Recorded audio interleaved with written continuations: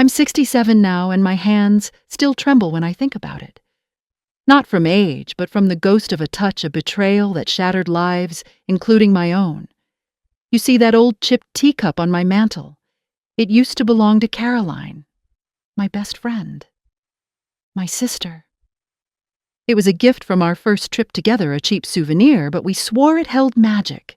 Turns out the real magic was in the friendship itself, and the real darkness that crept in with a smile, a whisper, and a lie. A lie spun by a man who looked at me like I was the only woman in the universe, and I a fool for a single flicker of genuine attention after years of cold solitude believed him. Oh, how I believed him. He was her ex-husband Mark, a man I'd shared Thanksgiving dinners with, holiday cards, polite conversation. A man I'd seen mourn the end of his marriage to my dearest friend. The man who a year later would be slipping through my back door under the cover of night, his breath on my neck, his promises echoing in the suffocating silence of my bedroom. The world thinks betrayal is a sudden act. It's not. It's a slow, insidious poison poured drop by agonizing drop until you're drowning complicit and utterly lost. The first drop. It wasn't a kiss. It was a look. Across the perch, our favorite old town bar where the low lights always seemed to hide more than they revealed, and the murmur of conversations blended into a comforting hum. Caroline was beside me, her bright, open face alight with laughter, talking animatedly about some ridiculous new hobby she'd picked up, miniature dollhouse collecting, of all things. But my gaze, against every fiber of my being, against every instinct of loyalty and self-preservation, snagged on him at the far end of the bar. Mark. His posture was casual, one elbow propped on the dark wood, a glass of amber liquid in his hand. His eyes, usually a calm, almost placid blue, held a sudden, dangerous intensity as they locked onto mine across the crowded room. A challenge, an invitation, an unspoken understanding that made my blood hum with an illicit, almost unbearable energy. My stomach clenched, a cold, hard knot twisting painfully. It was wrong, so profoundly, unforgivably wrong. He was her history, her pain, a man who by all rights should have been invisible to me, a ghost from a past I should never engage with. Yet that look lingered. It burrowed deep into my consciousness, settling like a parasitic seed.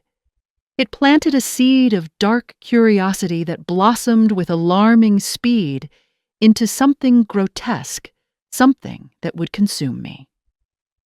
The very next week, the telephone rang. It wasn't Caroline calling, sharing some triviality about her day. It was Mark calling me. Caroline left a box of old photos at my place. He said, his voice a low, suggestive rumble, too intimate, too familiar for what should have been a simple, innocent favor between acquaintances. She asked if I could drop it off to you since you're so close, and she's swamped. Close. My quiet cottage on Sycamore Lane. My sanctuary. My haven of solitude and predictable calm suddenly felt like a meticulously laid trap, set with the precise, deliberate cunning of a seasoned predator. My breath caught in my throat. He showed up after dark, the package a flimsy, transparent excuse. The porch light cast long shadows, making his silhouette seem larger, more imposing than it was. He didn't just hand it over and leave. He entered.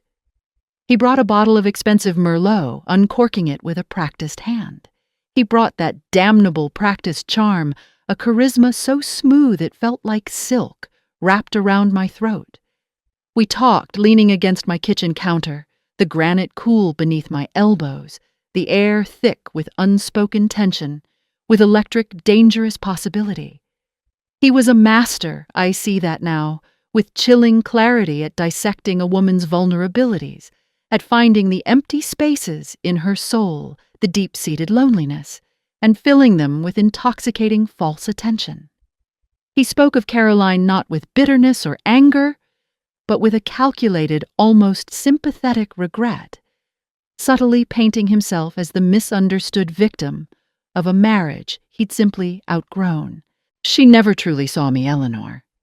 He'd sigh, his eyes, those piercing blue eyes gazing into mine, with an almost heart-breaking sincerity that felt utterly believable at the time. She just didn't get it. We weren't on the same wavelength. And I starved for real profound connection after my own brutal soul-crushing divorce 5 years prior, found myself nodding, empathizing, pulled inexorably into his carefully crafted narrative, becoming an unwitting accomplice in his deception. His hand brushed mine as he reached for the wine glass, a fleeting, casual touch that sent a jolt sharp and undeniable, straight to my very core. A warning shot fired across my bow. My entire being screamed for me to retreat. I should have ended it there.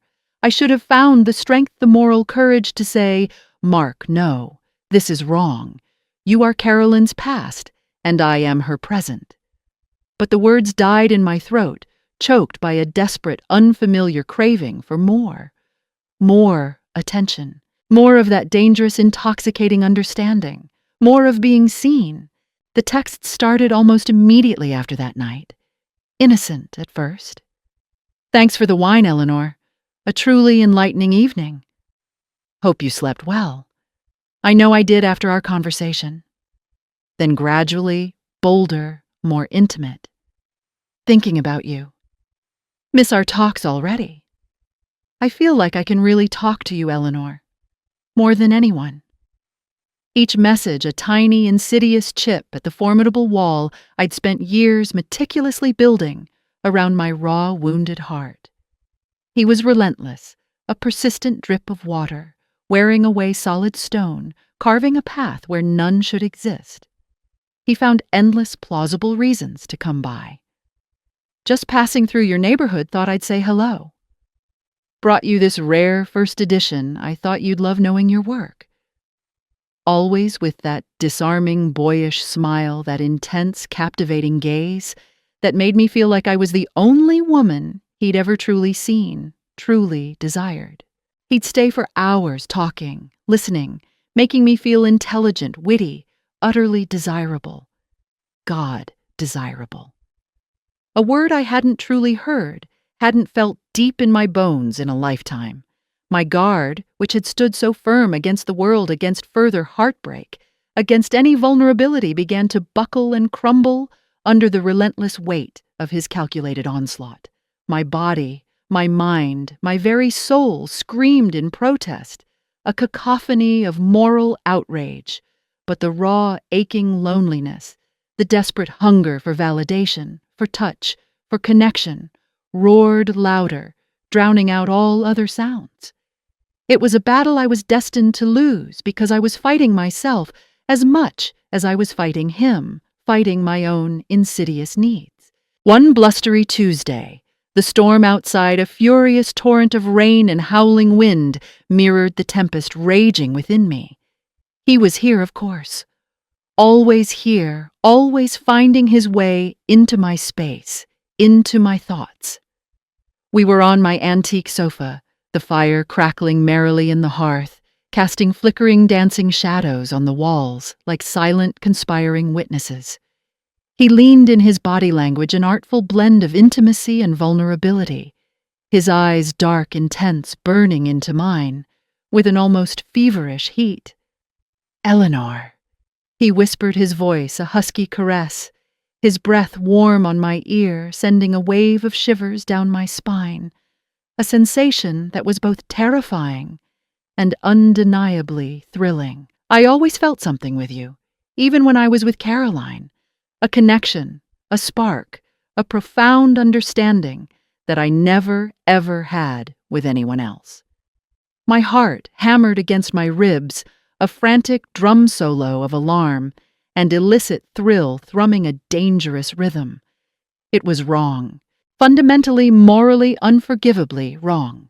Every cell in my body screamed to pull away, to push him back, to run from this dangerous precipice. But the hunger, the aching, desperate need to be wanted, to be touched, to be truly seen and understood, after so many barren, lonely years, eclipsed all reason, all morality, all common sense. His hand reached for mine fingers, intertwining a firm, almost crushing grip that felt both possessive and reassuring. He looked at me, a silent, desperate question in his eyes, a plea for acceptance, for a shared descent. And I, utterly lost in the maelstrom of emotion, utterly adrift on a sea of longing and guilt, leaned in. Our lips met. It was a kiss, born of pure, unadulterated betrayal, a stolen moment that tasted simultaneously of bitter, caustic guilt and desperate, intoxicating longing. The world spun a dizzying spiral of illicit pleasure and searing, inescapable shame. My world, Carolyn's world, my carefully constructed reality, my very sense of self, shattered into a million irreparable pieces with that single illicit touch. My God, what had I done? The point of no return. We tumbled headlong into a secret affair, a dangerous, exhilarating dance conducted in hushed tones, furtive glances, and shadowed rooms. Every stolen touch, every whispered endearment, every illicit rendezvous in cheap motels on the outskirts of town, or in the deceptive safety of my own home, was a thrill laced with the bitterest, most corrosive poison. My days became a meticulously constructed lie, a complex, fragile web of deceit I spun around myself, feeling it tightening with every passing moment. Brunch with Caroline on a Saturday, feigning normalcy, then secret rendezvous with Mark that very afternoon, my heart pounding with adrenaline and guilt. My conscience screamed a constant, nagging, high-pitched voice deep within my soul, a siren of moral outrage, but the intoxicating rush of his undivided attention, the thrilling sensation of being desired, of being chosen, after so long, so utterly long, drowned it out, silencing it with a powerful narcotic wave of dopamine. He made me feel alive, truly alive, vibrantly, alive for the very first time since my youth, since before my life was irrevocably altered by a divorce that ripped me apart. I was 58 years old, a woman hardened by that bitter, soul-crushing divorce in my late 40s that left me utterly cynical, utterly jaded about the very concept of love, of trust, of human connection. I'd built a quiet life for myself, my small, independent publishing house in Scottsdale, Arizona. My only passion, my scruffy but endlessly loyal terrier, Mix Buster, my only true companion, my only family. I thought I was beyond such foolishness, beyond such raw, reckless, utterly destructive emotion. Oh, how devastatingly, tragically wrong I was. He was an expert, a true master of his craft. I see that now with stark clarity at finding the invisible, festering cracks in an aging, lonely heart, at exploiting the deep-seated yearning for connection, for intimacy, for validation that never truly dies, no matter how much you try to bury it under layers of cynicism and self-sufficiency. He praised my wit, my intelligence, the unique way I saw the world, the profound depth of my thoughts, the sharpness of my observations. He said I was fundamentally different from Caroline, deeper, more passionate, more intellectual, more understanding, more of a kindred spirit. Lies, all lies I know now. Deceptive, manipulative lies, designed to isolate me from my only true friend, to make me feel uniquely special, uniquely understood, uniquely chosen, out of all the women in the world.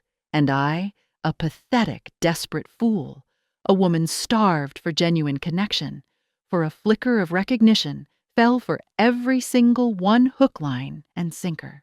How could I have been so blind, so utterly deluded? The answer still haunts me.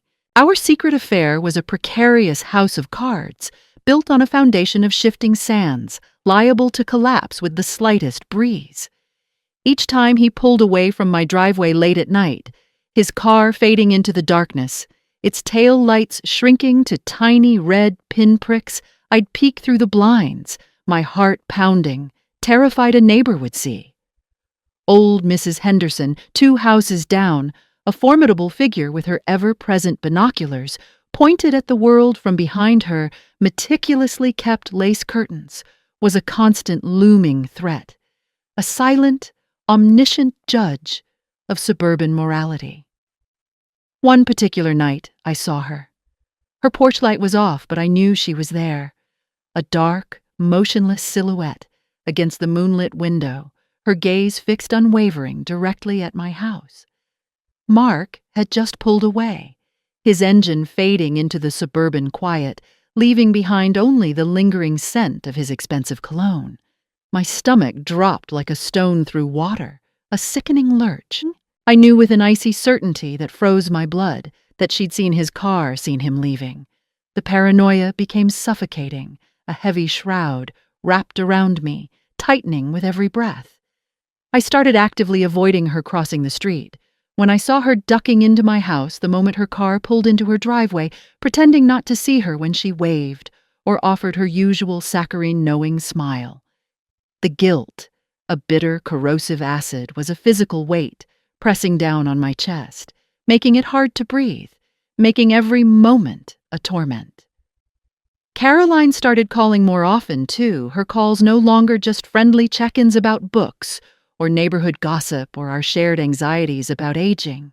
"You seem distant, Eleanor," she'd say, her voice laced with an unfamiliar, unsettling suspicion, a subtle shift in her usual open tone. "Is everything all right? You've been so quiet lately, so unlike yourself." My heart would pound a frantic drum in my ears, threatening to burst. She'd ask about Mark casual questions at first, innocent queries, but I could hear the subtle undertone, the quiet, probing, the subtle shifts in her tone that told me she was fishing for something that her instincts were stirring. "He mentioned he's been spending a lot of time in your neighborhood recently. Said he was helping out a friend. Do you know who that might be by any chance?" My blood ran cold, a glacial river through my veins, freezing me in place. I'd stammer, make up clumsy, transparent excuses, my voice barely steady my face, feeling unnaturally hot, a betraying flush. I was a terrible liar, my transparent guilt etched all over me, visible in every strained smile, every averted gaze, but the stakes were too high to admit the devastating, shameful truth. The agonizing fear of losing Caroline, my rock, my oldest, dearest friend, the one who knew my soul, warred constantly and violently with the intoxicating, dangerous pull of Mark, a man who had by this point utterly consumed me, body and soul. He told me he loved me. Loved me after everything, after destroying his marriage, after manipulating me into his orbit, into this web of deceit. He swore he'd felt it for years, even when he was still with Caroline, trapped in a loveless existence, he claimed. That he only stayed in his marriage for appearances, for the sake of the kids. The kids he used, his own children, innocent souls caught in the crossfire of his selfishness, as a shield, as an excuse for his depravity. And I stupidly, despicably believed him. I wanted to believe him. I desperately, pathetically needed to believe him, because if I didn't, then everything I had done, everything I had sacrificed, was for nothing. The tension became unbearable, a tightening knot of dread in my gut that never seemed to loosen, only to pull tighter with each passing day, each whispered lie. I started losing sleep, haunted by vivid, terrifying nightmares of Caroline discovering us, of her heartbroken, utterly betrayed face, her eyes filled with unspeakable pain, of her scathing, unanswerable accusations that would burn through me like corrosive acid. Mark, sensing my growing unease, my wavering resolve, became more possessive, more demanding, more overtly controlling. He'd call incessantly, text constantly. If I didn't respond immediately, if I didn't reassure him, if I dared to spend a moment not thinking of him, he needed to know where I was, who I was, with what I was doing every single second of every single day. His demands, stripping away my independence, my very identity, his charm, which had once felt so intoxicating, so liberating, now felt like a suffocating, inescapable cage, its bars tightening around me. He was no longer romancing me. He was clearly, chillingly controlling me, isolating me from everything and everyone else in my life, severing me from my support system. I was trapped, caught inextricably between a man who was clearly, undeniably manipulating me with every breath, every calculated gesture, and a friend I was betraying in the cruelest, most unforgivable way imaginable. My defiance, a tiny defiant flicker, I hadn't known I still possessed a forgotten ember from my younger, more resilient self, a deep-seated instinct for self-preservation, began to ignite slowly but surely, growing into a small, steady flame. I couldn't live like this anymore. I couldn't be this debased person. I wouldn't. The anger, sharp and purifying, began to cut through the fog of desire and guilt. Then came the final, brutal blow delivered with the cold precision of a professional assassin, a surgical strike that left me gasping. A text. Not from Mark, not yet. From Caroline. Just 3 words. 3 words that obliterated my carefully constructed world. Eleanor, we need to talk. I know. Just 3 simple, devastating words. My world imploded. The phone slipped from my grasp, clattering onto the hardwood floor with a sound that echoed like a gunshot in the sudden, piercing silence. My hands, shaking so violently I couldn't even pick it up. The shame, the raw, searing agony of being discovered, of being exposed, of having my deepest, most shameful secret laid bare, washed over me in a suffocating wave, stealing my breath, making my lungs burn. I sat there for what felt like hours, paralyzed by the overwhelming weight of my actions, my choices, my unforgivable mistakes, tears streaming down my face. When I finally found the courage hours later, my throat raw from silent screams, to call her back, her phone rang and rang unanswered. My messages went to voicemail. Days turned into a week of agonizing, deafening silence. Each tick of the clock was a hammer blow. Then, a single concise email arrived. From Mark. No flowery words, no heartfelt explanation, no expressions of regret, no apology. Just a cold, dismissive sentence utterly devoid of emotion. A final, cutting dismissal. This needs to stop. It's over. No, I'm sorry. No goodbye. No acknowledgement of what we had shared, of the intense, illicit bond he had sworn to, of what he had promised, of the havoc he had wreaked. Just the abrupt final cutoff of a puppeteer coldly severing his strings, discarding a broken toy he no longer had any use for. My heart didn't just splinter. It shattered into a million irreparable pieces, each shard, a painful reminder of my folly. The man who had vowed to love me, who had so expertly manipulated me into betraying my best friend, my soul sister, had discarded me like yesterday's trash, like something he no longer had any use for.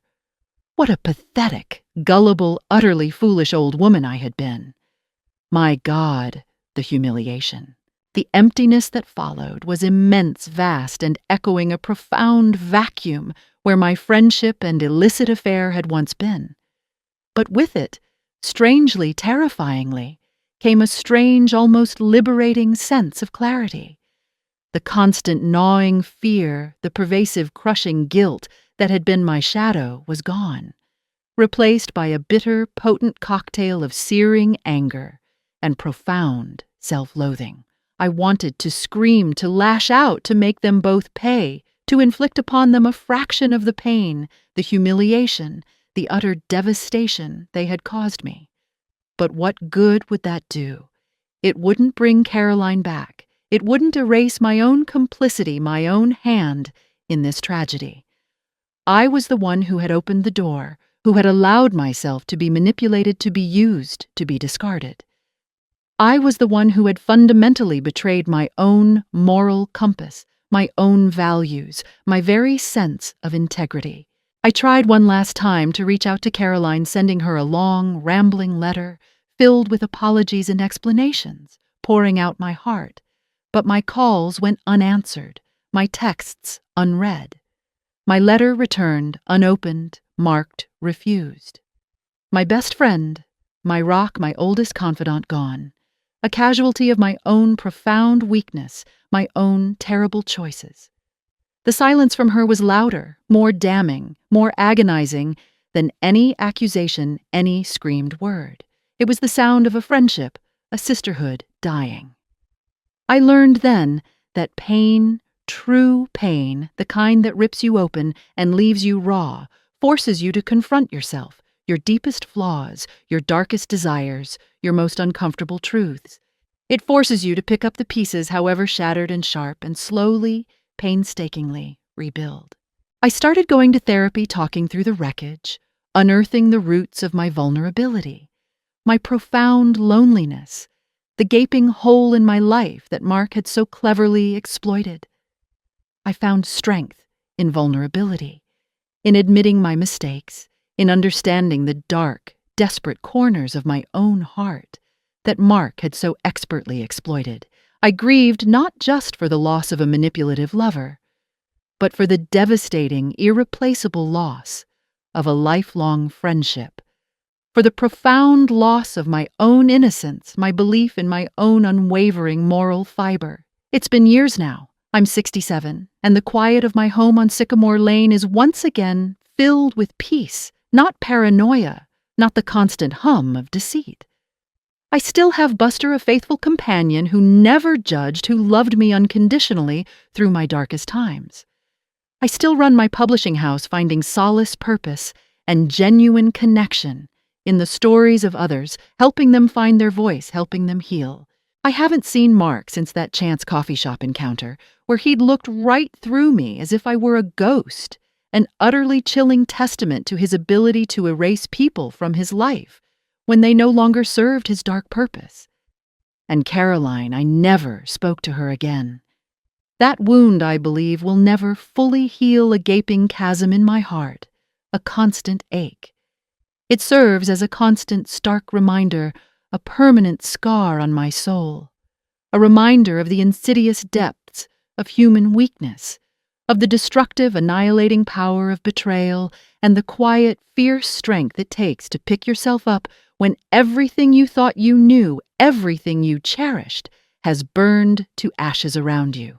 My God, what an agonizing, transformative, utterly unforgettable journey it's been.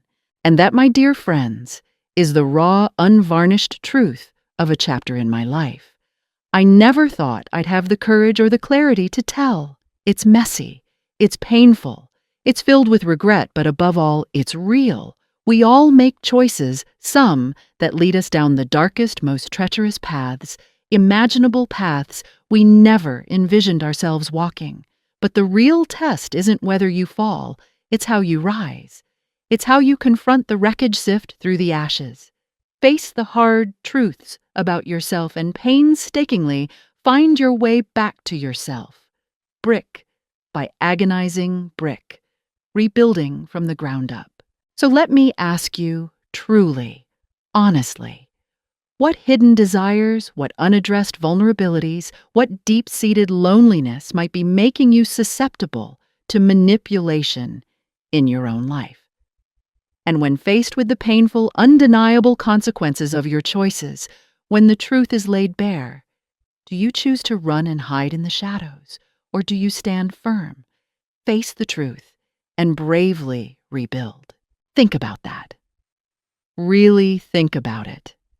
And if this story resonated with you, if it sparked a flicker of understanding, a pang of recognition, or even just a moment of quiet, profound reflection, please consider hitting that like button. It truly helps Grandma's Journal reach more hearts, more people who need to hear these stories.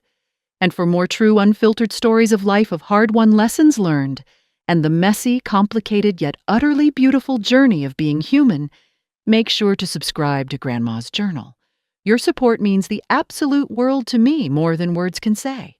See you next time, my dears. Stay strong.